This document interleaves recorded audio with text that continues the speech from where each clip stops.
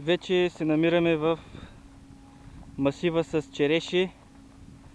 Виждаме, че те се намират в масов цъфтеж. Много добре са отрупани самите дръвчета с цветове. Времето е хубаво, слънчево, малко вятър духа, но да се надяваме, че ще имаме едно добро опрашване.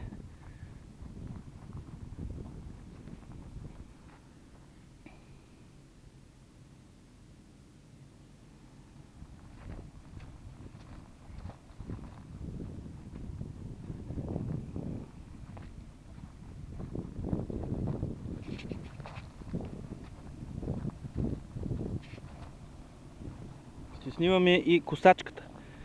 Значи косачка едновременно коси, а отпред на трактора се намира системата за внасяне на хербицид в реда. Ивицата от 1,20 м в реда се пръска с хербицид. Ето, вижда се, нали, ивицата.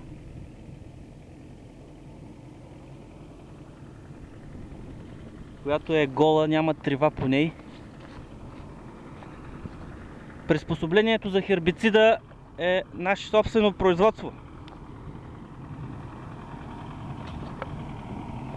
В момента внасяме Roundup.